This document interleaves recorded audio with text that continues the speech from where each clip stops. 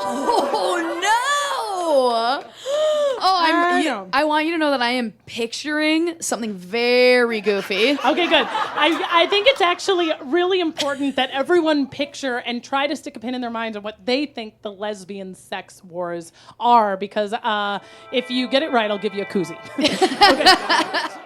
History, I'd like to follow me down the rabbit hole. History, I'd like to, frankly, I want to know. Hello and welcome to HILF History. I'd like to fuck with Dawn Brody. I'm Dawn Brody. Oh, what a night we had. The following episode was recorded live on May 26th, 2022 at the Glendale Room just outside Los Angeles. And the crowd filled this charming little venue that seems as if it were made for us. I mean, every wall is covered in books and every seat is a cozy one. There's a little beer and wine fridge in the corner. Help yourself. I know, right? Now, we will host another live recording at some point in our second season, and we'd love for you to join us. In addition to full frontal HILF, we also invite some of my favorite comics and musicians and magicians to drop in. So subscribe and follow so you're the first to know when it's happening. As for tonight, you are joining the live audience after we've heard stand-up from Ryan Ripple, who was a previous HILF guest from our episodes on the F word. And we also just heard from the special guest for this episode, comedian Rachel Scanlon, who in her set celebrated, among other things, her weight loss milestones over the past year. She assigned me the subject of lesbians, and it was a joy to dive in.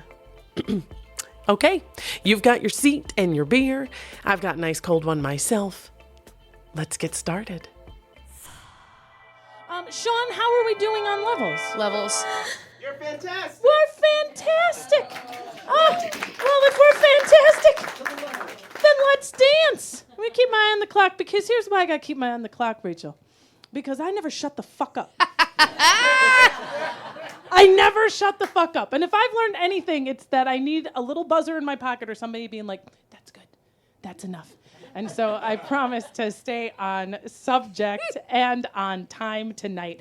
In front of me, friends, I have several exciting things. I have my notes, and I've had guests now who have listened to several episodes are always very curious as to what I have in front of me when I'm fucking this history. And it's a Sharpie. On a big fat fucking piece of paper is what it is, because I smoke a lot of dope and I'm 43, so there's factors. Hot. Right? I know you love women who read. Well, I love a reader, and 43 is very hot to me. Oh God, you wait till I turn 44, girl. It's only getting better. It's only getting better. I have in front of me a Mango Cart beer in a HILF koozie. Damn. I have a really beautiful audience here. Let me hear you, girls. Ooh. Oh, do you hear that? And you know, I love doing the podcast. I love it so much, but I do sometimes they go, I wonder if they laughed at that one. Oh, I told a little joke. I wonder if they were sitting in the car going, oh, that was very funny, Dawn. And now I get to hear it. If they very exciting. And then I also have in front of me my guest, Rachel Scanlon. You are a vision. You are so skinny. Thank you. I've kept looking around being like, where is she? It's not a throw pillow. It's right. You know, like it is, you are so tiny. Thank you, I know. And I am so goddamn delighted that you are here. Now, I'm going to tell now that people here, they heard your a little bit about you. Yes. I want to tell you about when I met Rachel. Look at this. We're already touching caps. It's going to get very exhilarating. It's hard for me to keep my hands. I'm just being closer and closer to Dawn. This is our chaperone. We have a little squid pillow. Can you guys see this? With 8 arms, and it's going to need all 8 arms to be like, ladies. So when I first met Rachel, and correct me if I'm wrong, we were sitting outside of the Yoo-Hoo room at Flappers in Burbank. Yes. I had never laid eyes on you before. As far as I know, you had never seen me before. Yes. It was outside in the lobby, and we kind of looked, and there was a little... Am I wrong? No, you are correct.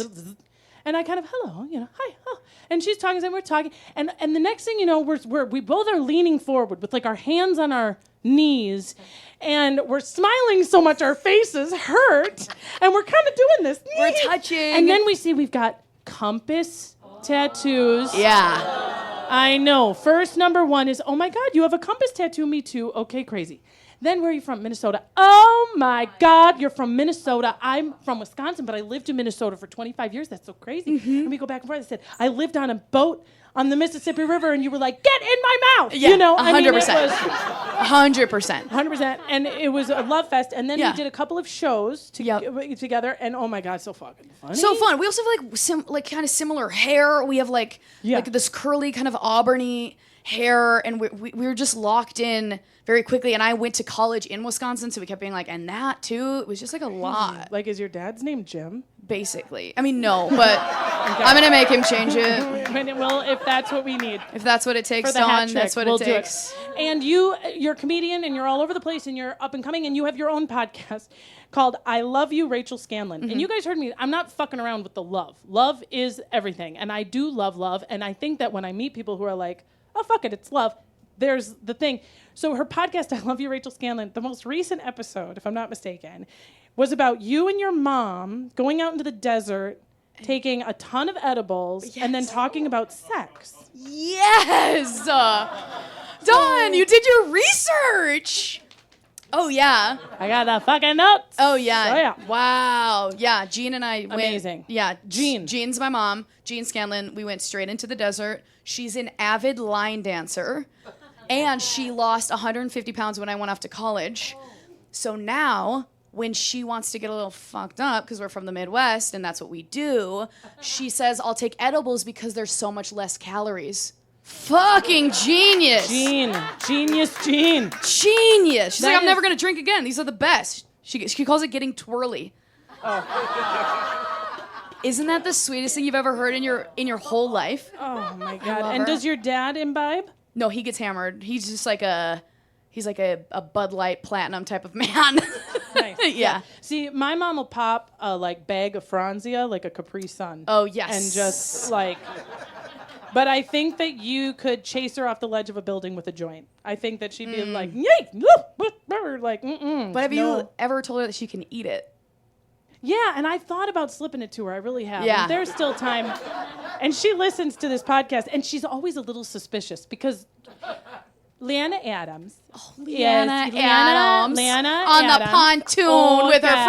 Franzia. Oh, yeah. Now, Leanna Adams, you gotta keep your shoes laced up tight, and she always has her free canvas bag from the library just in case. Oh. And and so, she knows that I smoke dope, and she knows that I'm frankly a connoisseur. And so every once in a while when she's visiting, she'll kind of get, if you need to go smoke dope, you don't gotta hide it. You don't have to hide it. I know you can go ahead and do what you gotta do, but I think she wants me to puff and pass is what I think. Yeah. I think that she's open. That's how it starts. Lana knows a slippery slope when she sees one. And let me tell you what, speaking of slippery slopes, our subject for the HILF. Now, often what I do when I invite my guests on is sometimes my guests come to me with a subject. They're like, ooh, girl, I want you to, like my friend Bo Hufford was like, prohibition. If you do this with anyone else, I'll have your head. Like, he was very serious. And sometimes people are like, no, I like you and I like history, but I don't understand this at all. And I would like you to give me some ideas of things that I can assign you. So I give a, thing. And Rachel was like, yes, I love you and I'd like to do it, but I don't read. So True. What do you have in mind? And I said, I was like, oh, how about the Crusades or like Joan of Arc or like Houdini? And I didn't know what any of those words Yeah. were. Not a single one. Yeah. It's like when people are like Roth IRA, Spectus, and I'm like, ooh. Joe Rogan, I'm like, who what is the she? fuck I'm is like, she? what are we She talking sounds about? hot. What is She this? sounds so tall. And so Rachel wrote back and said, okay, how about lesbians? And I was like, Rachel Scanlon, if you do not think I can HILF these lesbians, girl. I mean, I did James K. Polk. Yeah. And if he has a big mullet, so I feel like, you know what I mean? I already dangled a toe over a historic, over a big dike, and I'm so excited because this does prove yet again that anytime I jump into any subject, I am completely blown away. My friend Ryan asked me, "What is the most surprising thing that you've researched?" And it's just every episode. I honestly couldn't think of a single subject that I have researched ever, but specifically for this podcast that I haven't just been the girl at the library or the borders, wherever you are gawking at the readers, I will out loud, oh my God, I will stand up, he fucking, and my husband's like, what happened? And he's thinking Twitter, the news, Trump's dead or something, you know what I mean? And I'm like, no, I didn't know Joan of Arc fucking, and he's like, oh, Jesus Christ, he's like, these people have been dead for 1,500 years. I'm like, I know, but I didn't. It's gossip. It's still gossip. It is hot gossip, right off the press. And so you assign me lesbians. Now, I understand you have done your field research already on this. You better believe I'm out there researching something. You don't read, but you do open a page. I've opened some books in other ways. Okay. Yeah, and I mean, everybody loves lesbians. I myself am not a lesbian. I know I could eat pussy, but you would not catch me dead in a Subaru. So I don't think there's That's the sweetest thing I've ever heard in my life. Oh, pussy. Yeah, that is the sweetest thing I've ever heard in my life. How pro-woman of you to be give me as much pussy as you need, but I just can't with the carabiners and the Subaru. And I have to draw a line somewhere. Good for you. Thank you. You have lesbian-ish energy. I've heard that. Yes? I've heard that. Have you kissed a woman? Yeah, love kissing women. Oh, Dawn. No, yeah, I've kissed women. They were friends of mine, but it wasn't, this was important, I thought, is that we literally, the college, the classic thing was sort of let's go ahead and try this out. Oh, cute. Yeah. You guys think, because, I think you're hot. And it was yeah, I kind of think you're hot, too. And you make out, and then you just kind of get I guess I'm done now. Wow. And I would suspect that this is how, because I remember asking me, how did you know you were gay? And I was like, well, I think it's important, how did you know you were straight? Yeah. And for me, it was the Under Pressure music video with Freddie Mercury. Oh, yeah. And David Bowie, which is ironic, I think. It is because those are some very flamboyant men. Yeah. It's not exactly a Thor scenario. No, but, nope. Those are my fashion icons. But I was probably around 4, and I remember seeing the music video and the codpiece and the thrusting and just being Wow. God damn, I don't know what that is, but I gotta get upstairs. This kind of just really solidifies my theory that there's nothing gayer than a straight woman. Because I feel like they're kissing more girls than I am and falling in love with Freddie Mercury, which is also pretty fucking gay. Pretty gay. Yeah. Oh, yeah, for sure. Gay. For sure. And then, making out with women, you're ooh, kissing, this is great. But then literally being it's good. And I know this is true because my friend Ryan accidentally touched a boob once, and it was like putting salt on a snail. You know what I mean? Again, if you're ever wondering, where am I at? And you're oh, but, you could put your dick between these boobs, and it's no, thank you. Yeah. I think that's how, if you're not sure, try to put your dick between a pair of boobs. So here's my, and if it fits, it sits. Friends, here's my plan for this HILF-ing of lesbians, all right? I'm so fucking excited, okay? We're gonna start with the OG, all right? We're gonna go back to the original lesbian. We're gonna get into the linguistics, or the cunnilinguistics, as it were. Yes, Dawn, you had to! She had to do that contractually. I don't write a lot down. I wrote cunnilinguistics down. She had to! It's don't you sleep on cunnilinguistics, Dawn. That's a really good one. And then I'm gonna go from there through a couple of my favorite nuggets, because I do dig deep in the anals and come up with our best nuggets. And so that is what I have in store for you. And so, without further ado, let's fuck. Yeah! All right, now, ladies and gentlemen, our OG, our original lesbian, Sappho, from the Isle of... Anyone? Lesbos. Did you know that? Why are these dykes out here screaming? How are these, they know more than...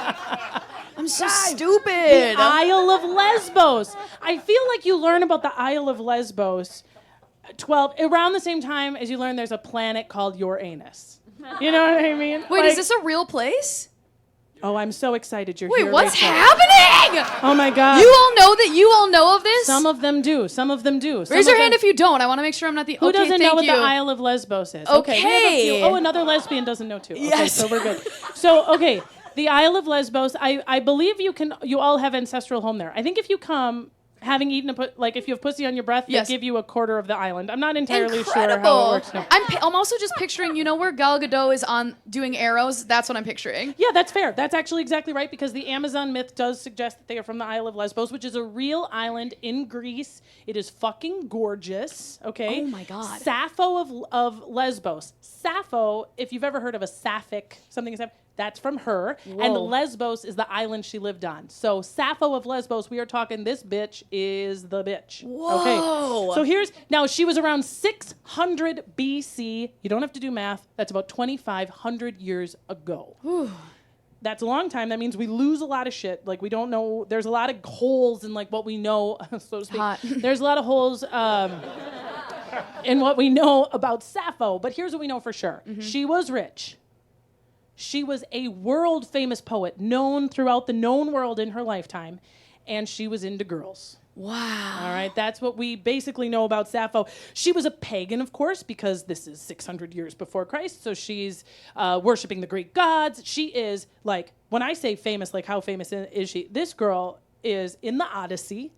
She's referenced in the Odyssey, in the Iliad. She is featured on ancient pottery and silks. Her poems are not just in their entirety, but in anthologies and quoted. She is up there with the rest of the masters. And what they didn't really harp on much was her being into girls.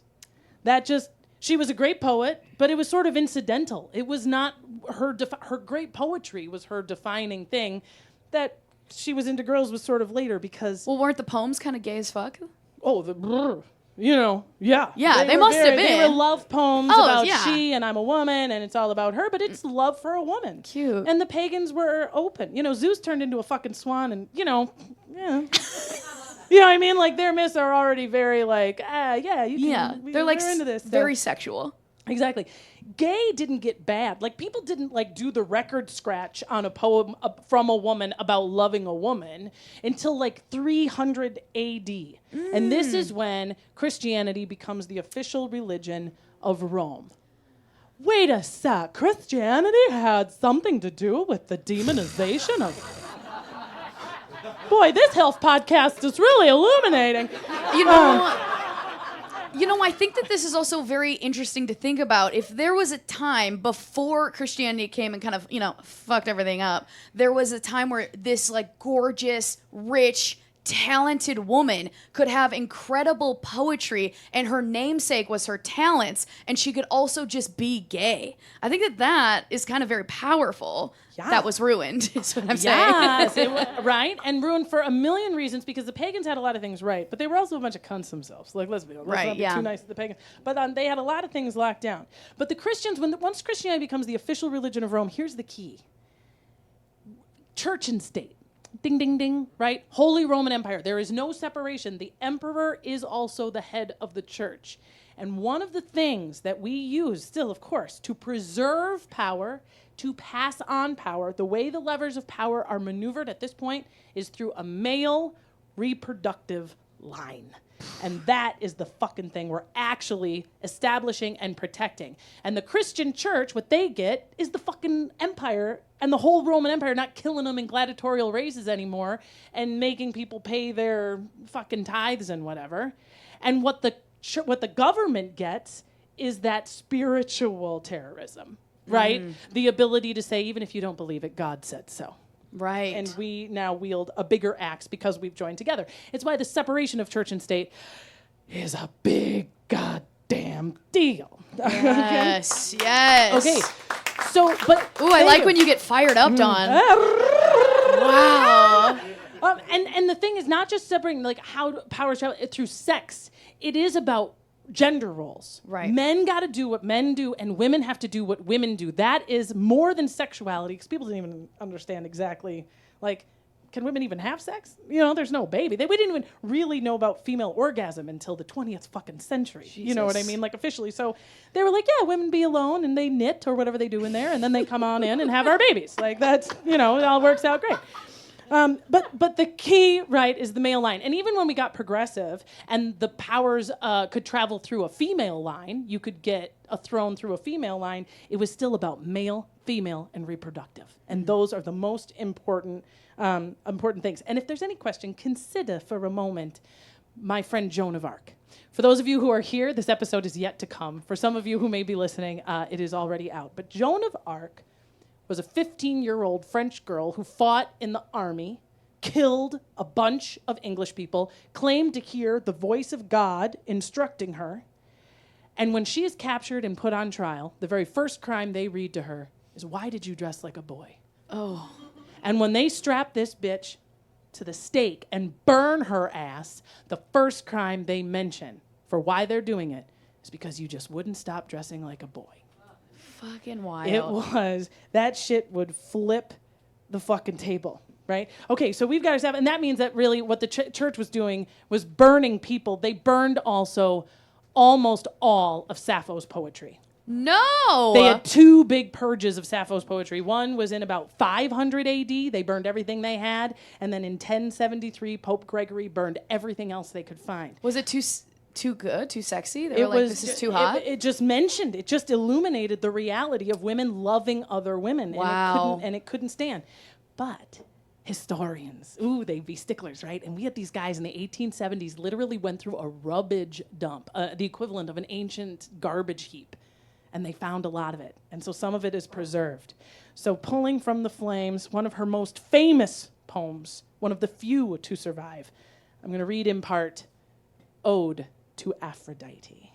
Go off, Dawn. I'm going to close my eyes. Okay. I'm going to really settle into this one. Okay. Immortal Aphrodite, on your intricately brocaded throne, child of Zeus, weaver of wiles, this I pray. Dear lady, don't crush my heart with pains and sorrows, but come here, if ever before, when you heard my far-off cry, you listened. And what did I especially desire for myself in my frenzied heart? Who this time am I to persuade to your love? Sappho, who is doing you wrong? For even if she flees, soon she shall pursue. And if she refuses gifts, soon she shall give them.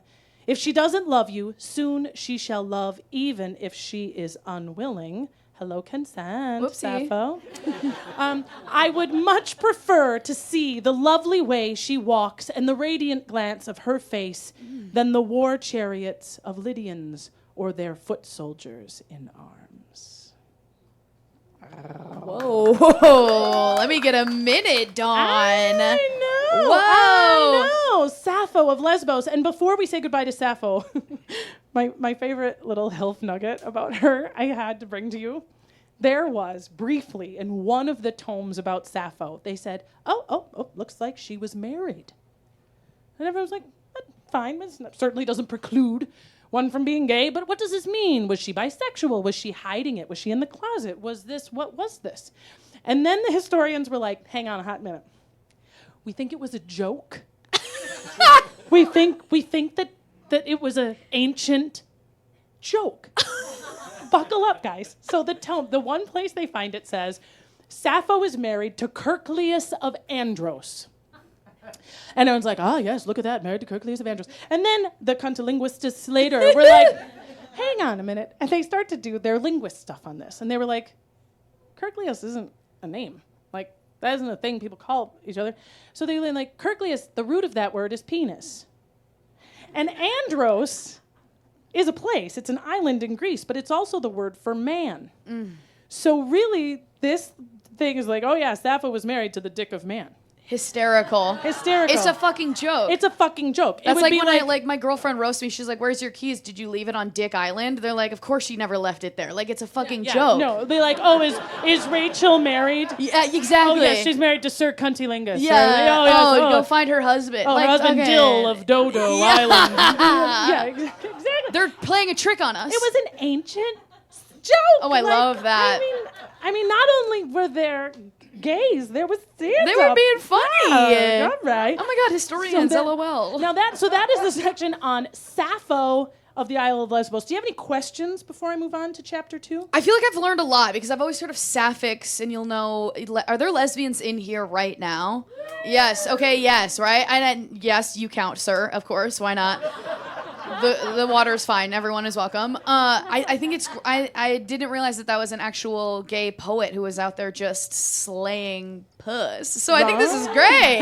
This is great. It gives you such an icebreaker. At And your next lesbian so party. late. So late, long ago. BC, we're talking. 600 BC. That's hot to me. It's hot. It is hot. We're gonna go further. We're gonna come back into the future. We're gonna flash forward about 2,400 years, 2,450 years, to 1976 in America. Here we go. I cannot wait to tell you about the lesbian sex wars. Oh no! Oh, I want you to know that I am picturing something very goofy. Okay, good. I think it's actually really important that everyone picture and try to stick a pin in their minds on what they think the lesbian sex wars are, because if you get it right, I'll give you a koozie. Okay.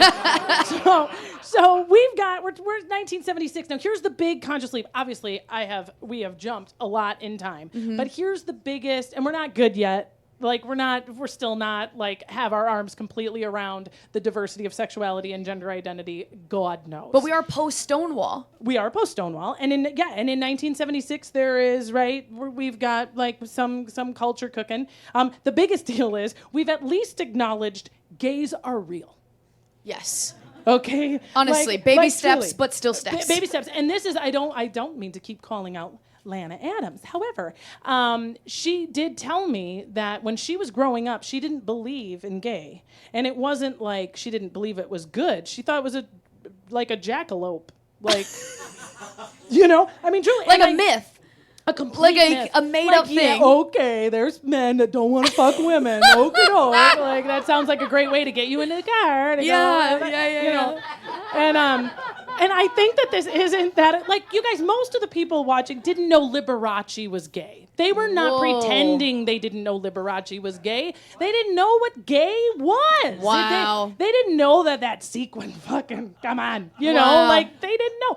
And I do think, like, the early translators of Sappho, for example, they were like, she is that can't be right. Right. And they'd be like, this is a woman poet?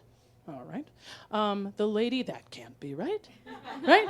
And then finally being like, no, this is a lady writing about ladies. And then I think they were similar, like, well, there's a Pegasus, and Zeus turns into a swan and has sex with a tree, and women make love to each other. I mean, it's very interesting to think about, but I'm sure it's a metaphor. This is the straight washing that happens, and if you're a gay couple in the world, and this happens a lot, where straight people will see, if I'm like with a femme woman, I've got long hair, straight people will be like, wow, those sisters sure are touching each other a lot. Like you know what I mean? Yeah. Like there is the assumption of like, well, it couldn't possibly be gay. Because that doesn't, how does the... Yeah, they're like, why are they putting each other's fingers in their mouth? Oh, they were probably just sharing an ice cream sundae. And just platonically at best. I mean, there's that weirdness of like, well, if you don't experience it ever, they're like, I have no idea what the fuck they're doing. Totally. And that ignorance, I think, is a combination of like naivete and a number of things. Isolation, who knows? But really, by 1976, we know it's real. Is it mental illness? Is it a sin? But it happens. Yes. And we accept that it's real. And more than that, there is some established culture happening, especially in cities like San Francisco, where people are living out and proud, and things are going gangbusters. And we have, of course, in the 70s, a general civil rights movement. We are fighting for black rights. We are fighting for women's rights. We are fighting for immigrants' rights, right? And there is this huge, quote-unquote, women's movement, a women's wave, right? Mm-hmm. And it wasn't specifically gay, but there's a lot of dykes up in this. Oh, yeah. Right? Like steering the ship. But their issues and what they're fighting for in general are, we think that women should be able to open their own bank accounts. What? Right? I mean, equal pay, let's not be nuts. Women's bathrooms on the floor of Congress, right? Preserving voting and Roe v. Wade and things that all of the women were like, yes. And everyone's under this big tent. And then in 1976, this movie comes out. It's kind of a softcore porn called Snuff. A snuff film, of course, is a film in which they, real or perceived, murder someone in part of a sexual arousal. And this movie Snuff was bad, by the way. I was going to watch it. I was like, oh, guys, do my research. But really, everybody, even people who are like, it's worth watching, if only because we're like, don't bother. It's really actually bad and not even that gory. It's not that good. But two women who led the women's rights movement, Andrea Dworkin and Catherine McKinnon, picket Snuff in New York City and take this up as their mantle. Not just pornography, but violent pornography. And then they get together in their National Organization for Women, or NOW, and they have their huge conference for what are we going to fight for women's rights this year? Like 1976, what's our fucking platform, ladies? And they were like, here's the platform, ladies. We got the big four. 1, we are against pedastry, right? Pedophilia. And everyone's like, of course. Great. God, fuck, yes, awful. That shit's got to go, right? And then they were like, and pornography. And there was a slightly less enthusiastic. And they were like, and BDSM, bondage and sadomasochism. And some people were like, right? And public sex, the big four. Pedophilia, yes! Pornography, BDSM, public sex, right? What the fuck? So the women, yeah. And so a lot of the women, especially they started to be called the sex-forward feminists, were like, you know what? I was here to like preserve the vote, but like, what the fuck business is it of yours if I like getting walked around with a leash once in a while? You know? And also, we know you prudes, you bitches. We know you prudes and you bitches, and you be like, this is about saving women and protecting women, but you're just anti-kink and you're anti-sex, and you just don't want to hear about everyone's little thing. And so, as in all great things, from religion to corporations to movements, there's a split. Yeah? Down the middle. And you have the radical feminists who are rabidly anti-pornography and the lesbian sex mafia. Let's go. Let's fucking go. As they later coin themselves, who are a self-professed BDSM-loving dykes. Yes. Who approached the Council on Women's Issues and are like, bullshit. Okay, so they're already having a fight.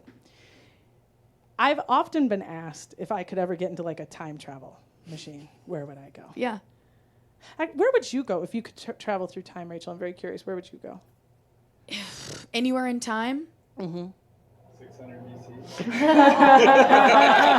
I'm trying to get in that poem. Wait till you see this fucking skinny sculpture-esque bitch. Let's go, Sappho. Be Got like, some we're rewrites. going to have to put you on some tall flute glasses. For You real. don't fit on a pot, girl. I could barely see her. She was so skinny. I feel like I would go to a concert. I mean, we've already brought up Freddie Mercury, but I'm a huge fan, so I think I would go to see Freddie perform live. Oh, like IRL. Live Aid? Yeah. Yeah. I would, yeah. Oh, Hell's Bells. Yeah, going to a concert. Probably less likely to like throw off the time-space continuum. Yeah, thing no, or I'm something like such that. I would be like just watching, and then I would just pack up and just live in that time zone. Nothing would change. Everyone would be completely fine. It'd be very chill. I wouldn't It's change important. the world. Listen, I'm very bored at this point. I don't need to go change anything. You know what I mean? I've done it. So yeah, I think I would just go watch and then take a nap. And then take a nap. Put your Yeah. ticket in a thing and Yeah. just keep that for you. Yeah. That's great. Where would you go? Well, I would go to the 1982 Barnard College Sex Conference. So specific, Dawn. You've really thought about this, Dawn. Yeah. I mean, and I'd get a lanyard. Let me tell you why your answer's about to change. Why Yeah. all y'all, when you get your Bill and Ted telephone booth, you're going to get your titties to the 1982 Barnard College Sex Conference. Their whole deal is a women's liberal arts college in New York, and their whole thing was like, we are going to have a conference on non-reproductive sex. Incredible. The Women, best kind. Exactly. Women couldn't agree more. I haven't had a uterus since 2018, and I feel 5 pounds lighter. No uterus, no problem. No uterus, no problems.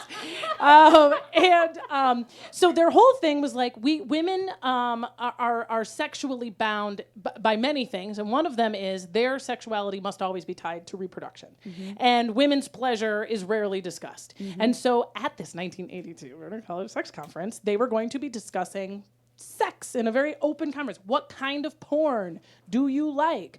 Maybe you are curious about bondage. It was a very open deal, okay? 2 organizations come to picket, and I want everybody to really open their ears. I'm going to touch your leg. Please do. Because what I'm about to say is very historically important. Okay, so these dykes be talking lots of kinky shit, okay? And the radical feminists catch wind of this. And Catherine McKinnon, by the way, one of the gals who first protested snuff, has already spoken to Congress a couple times, and she has said, quote, "I am a radical feminist and not the fun kind." So everyone's fully aware of where these lines are drawn, okay? She is part of the National Organization for Women now when they show up with their big-ass signs, NOW, shut this shit down. And then this other group of women show up with their signs. It's the Women Against Pornography, or WAP. Wow. Which, of course, in 2022 is wet-ass pussy. Sure is. It sure is. Which means when I step out of my Bill and Ted's booth, I am going to see a bunch of leather-bound bull dykes Yes. squaring up against a bunch of twats holding signs that say WAPNOW. Yes. All right? And what this means, again, with whatever you thought, the lesbian sex wars were not lesbians fighting the squares, fighting the mainstream to, like, project their lesbian sex. It was BDSM-loving lesbians against radical feminists, which means it was hot girl on girl in an effort to stop pornography. Have you ever heard of a better premise to a porno? No, I mean, this is some power dynamics. There's Girl. kinks involved. 1982, tube socks and little t-shirts and just like, shut it down! Yeah, Oh. a lot of like Ugh. nipples. I feel like there was not a lot of padding and bras at that time in history. Oh, I mean, Wow. amen. And I told you that they coined themselves the lesbian sex mafia.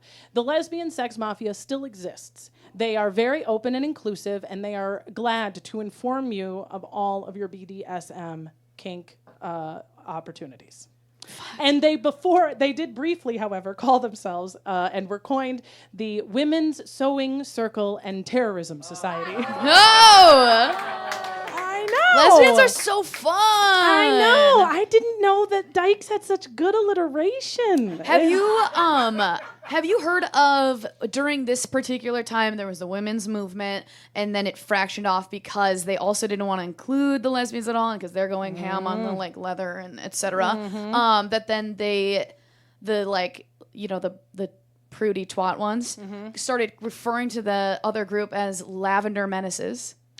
Have you heard this? No. Yes.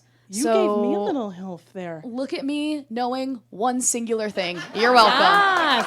I like that. Thank you so much. I Good like to be that. here. The Good. lavender Menace. Yeah. I feel like if Ryan Ripple were a superhero, Gorgeous. Have you ever considered that as a new stage name? he would be the lavender menace. Yeah. The next time I introduce him on stage for stand-up, I'm going to be like, give it up for the lavender menace. Yeah, 100%. Right, and then the lesbians will be like, "Fuck, that's us. That's Yeah, us." Damn it, it's one of our favorites." Well, if you're not done with great names yet, because our final chapter on the HILF-ing of lesbians is dykes on bikes. Let's go. Ooh, bling, bling. Ooh, these dykes on bikes. Now, dykes on bikes, if you're not familiar, are a women's motorcycle club that also began in the 1970s. An excellent time to be a dyke.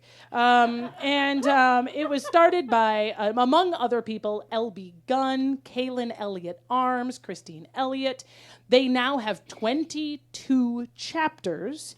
And among the interesting things about Dykes on Bikes is that in 2007, they took a fight all the way to the Supreme Court in order to register their trademark, Dykes on Bikes, because the patent office had, at the time, a very specific law that you cannot trademark a racial slur Yes. or any kind of slur against a group of people. Yes. And so the Dykes on Bikes organization in 2007 fought hard to prove they love the word dyke. It means strong, powerful woman. It doesn't matter that people have been using it in a derogatory way. To them, it is a sign of honor and identity.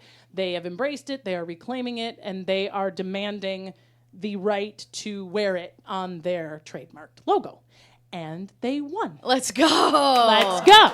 Right? So, Wow. And it was so great. And part of their argument was this origin of dyke. So more to linguistics for you guys. Yes. Right? So we know that dyke comes from bull dyke. That was the original. It was first written down in the 1920s. But we know from our episode on swear words that anytime you see a profane word written down, it was probably spoken for at least a decade, depending on before it was written down. People were saying it in slang, and somebody finally figured out how to spell it, right? And they're like, oh, why? Yeah. But bull dyke, okay. Why? All right. Let's do that. Yeah, it looks kind of like a bing. Yeah. Oh, perfect. Yes. Yeah, they love it. They'll really understand.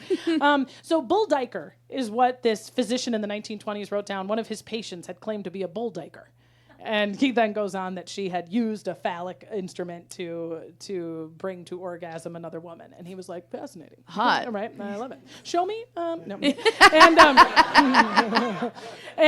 So there's two sort of theories about where we get bull dyke. One is that you get bull as in a strong male version of an animal, right, is the bull. And dyke as in ditch, as in vulva. Uh-huh. Right? Sure. So dyke, ditch, vulva, bull, strong male. So a strong male vulva Incredible. is one of the theories of bull dyke. That honestly feels pretty accurate. I agree. You go, yep, bull, yep. Yeah. Ding, ding, ding. Somebody goes, that's a bull dyke. And then they explain what it means. And you go, You're like, Yep, yeah. Okay. But the other explanation is equally viable, which is bull as in fake. Bullshit, right? Fake. And dyke as in dick. So a bull dyke is a fake dick. Oh, right, like a strap. A strap-on or a imitation male. Sure. Yeah, I know. Both equally viable. Again, we're all like, well, it's clearly bull dyke is the word, right? We don't know where it came from, but clearly it's the word. And there have been bull dykes for a long time, clearly, long before we had the word. But in World War II, bull dykes really came into their own because we were recruiting women for the first time into the military, and the propaganda was showing your beautiful Marilyn Monroe, right, fixing an airplane and the little waist and like, look at these dresses and the shoes. Like, trust me, you're still going to be a lady. Yes, right? with the... But that was only one. Yeah, and even when I do this, you're like, look at that little waist. There we go. You know what I mean? Look at you, no shoes, no problem. No, he don't care. This man has taken his shoes off, just if you're And it's wondering. great. I'm so sorry. His bare feet are looking at me in the eyes for the past 25 minutes. I am true. so sorry to take... No, but they are beautiful toes, and I also feel like it's only fair because I am sitting in like a knee-length skirt facing people, so there's probably some undies up in your... I do think we can all agree that we would rather see women's underwear than men's feet. I don't mean to roast you. I'm so... And it's a shame too because he was wearing sandals. It's like, how bound up were they? No, I know. I'm like, there's fresh air in those sandals, sir. You're getting plenty. There's no socks. I can still see all of your feet. See, Incredible. why shame? How can there be such shame? Coming, in this? look, I'm like one of those now bitches. You are. Oh no! Oh right. no! Like, put it away. Put you know what? those- Bring them back out put and walk those on me away. after class. I love that you called this class. I love. I'm hot fatigue. Like if this was class, tell me you wouldn't have gotten a fucking A everything. Oh if my this was god! Class. If Am I this right? was class, it'd been so much easier. my I mean, how God. hot and focused would you be on your teacher if Dawn was your teacher? Are you kidding me? Same, 100%. Like I don't know. Rachel just loves history. We don't know what happened. She's doing a lot of extra credit. All right, so we're in World War II. Class, that's enough. We're in World War II. Now, here's the thing, though. The bull dykes really come in their own, and it wasn't, so to speak, and it wasn't even like they were necessarily hiding it, that they were like, hey, you square, masculine-ass bitches that we've all been playing softball with and, like, pretending we don't see for the last 100 years, have we got a job for you, right? And Fleshman's Yeast had an ad with a big old bull dyke dressed like a boy riding a motorcycle with a tagline, now is not the time to be frail. Like full-on celebration of these masculine women because we're going to need you girls. And That's we incredible. did. And it was a lot of people that were not previously welcome in the military were drafted and welcomed. Women weren't drafted, of course, but they were recruited and they were very, very necessary. Whoa. And a lot of these women came in from their jobs in civilian life, chomping a cigar with their hair slicked back and their Yes. jeans, and they were like, fucking sign me up. And they did, and they worked as mechanics largely. They fixed planes, and primarily, where this history brings us, is they worked on motorcycles. Oh, wow. Motorcycles were a key part of maneuverability and combat in World War II. They only became this really fun recreational thing sort of after.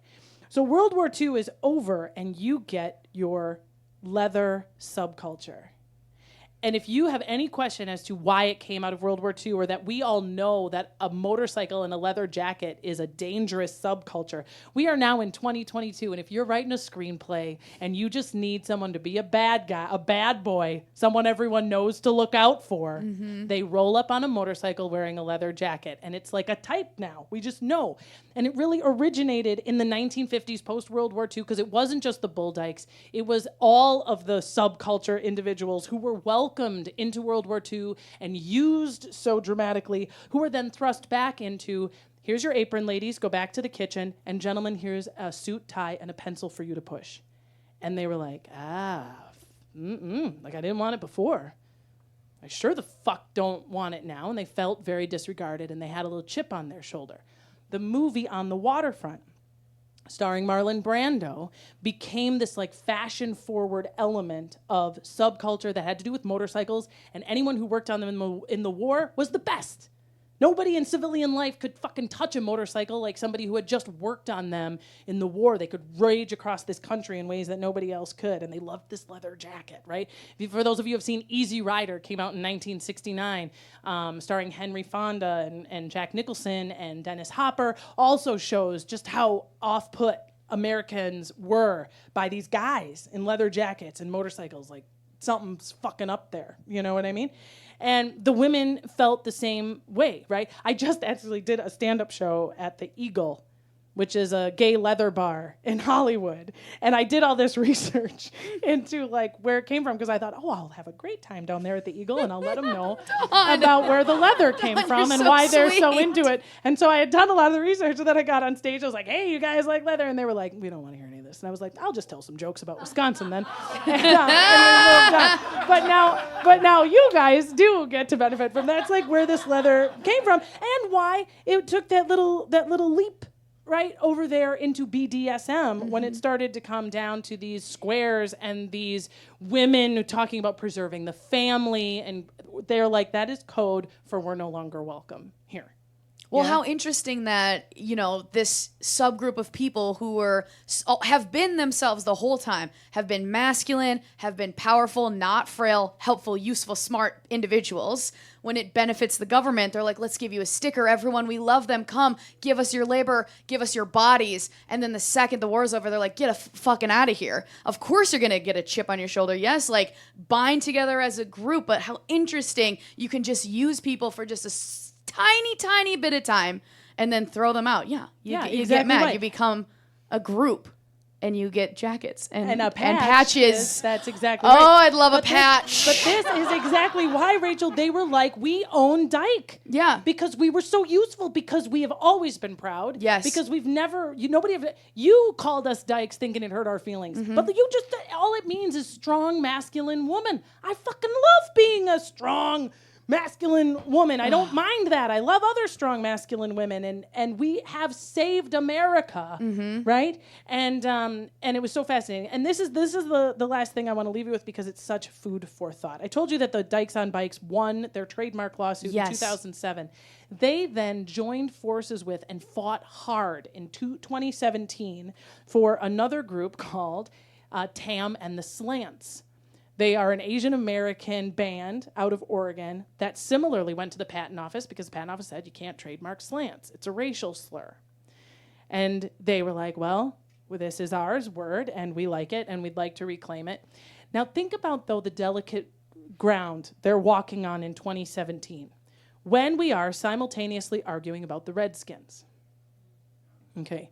So if you really want to just take a lean back, and especially if you are a cis white dude who doesn't need to think about this anymore because it doesn't pertain to you, then you just throw up your arms and go, so what the fuck? We can either use these words or we can't, right? Why does that, so they can use it and she can use it, but I can't put it on my football team. This is all a sham, blah, blah, blah.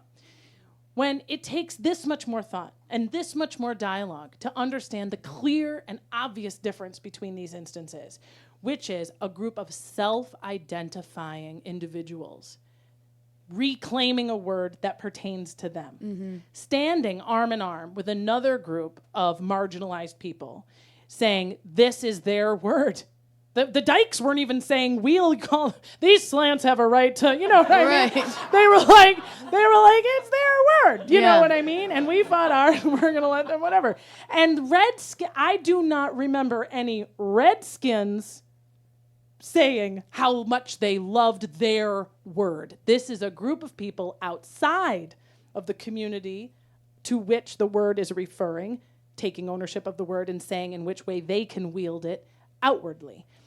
This kind of dialogue, I think, is so nuanced and so important, and it is the kind of dialogue that we are going to have to increasingly engage in today.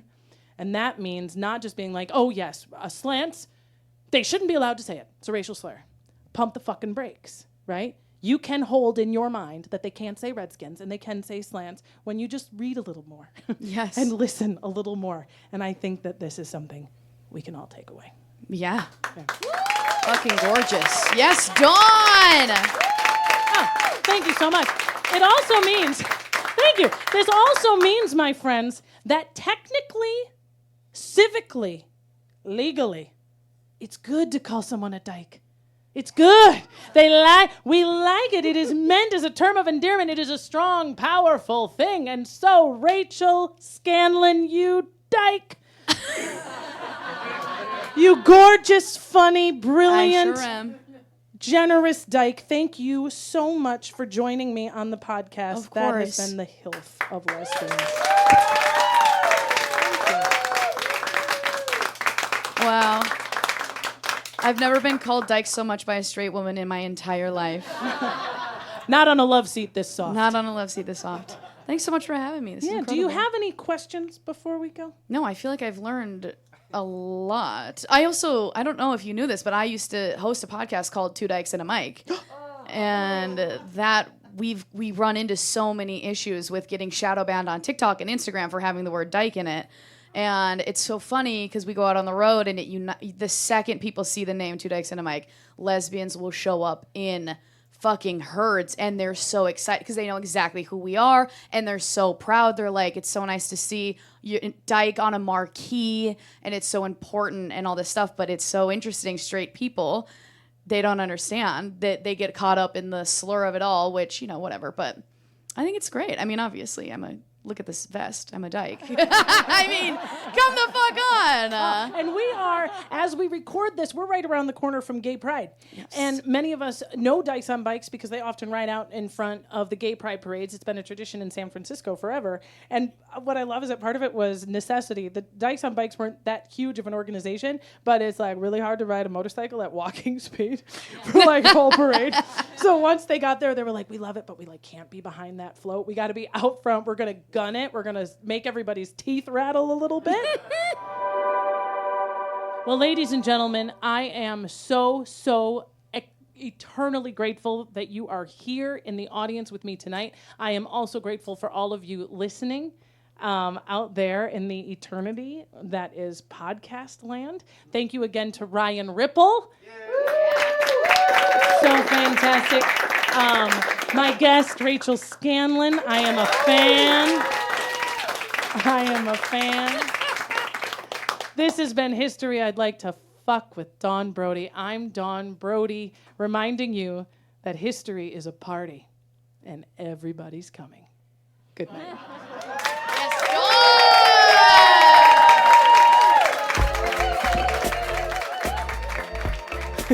Thank you again to Rachel Scanlon, the Glendale Room, everyone who was able to join us for the show live, and to you for listening. None of this is possible without guests and an audience, and it is thanks to you that we have had such an amazing season. Speaking of which, our next episode, number 20, is the HILF Orgy, a mashup of never-before-heard segments from previous episodes. And I realized early on this kind of episode would have to materialize eventually. I mean, my guests are all so cool and so funny and so interesting, and by the time I sit down with them, I've been marinating on this HILF subject for at least 2 weeks. I record everything we say, and inevitably we share some tangent or personal anecdote that, however interesting, just didn't make the final edit. Until now. The Orgy will also be our last episode of this debut season. We're taking August off, and we'll return with season 2 after Labor Day on September 7th. I'm going to Rome, you guys. I know, HILF Central. I'm so excited.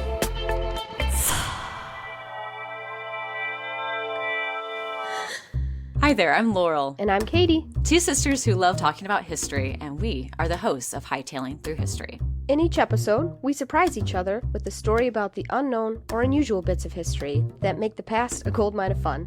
A Chinese sex worker turned pirate queen who had the largest fleet in history. How one of the world's greatest generals was defeated by an army of rabbits. And what real-life person inspired the Mortal Kombat character Scorpion. History's amazing women, daring escapes, unbelievable rescues, and hey, Canada's maple syrup cartel. In addition to hightailing through different people, places, and events in history, we are also telling our tales high. Laurel, our resident stoner, but I prefer boozing. But you don't have to enjoy those things to enjoy our podcast. We've saved you a seat in our smoke circle. Come relax, have a laugh, and enjoy history's weird and wonderful moments as we hightail through history. That's Hightailing Through History. You can find it on Spotify, iTunes, Stitcher, or wherever you get your favorite podcasts.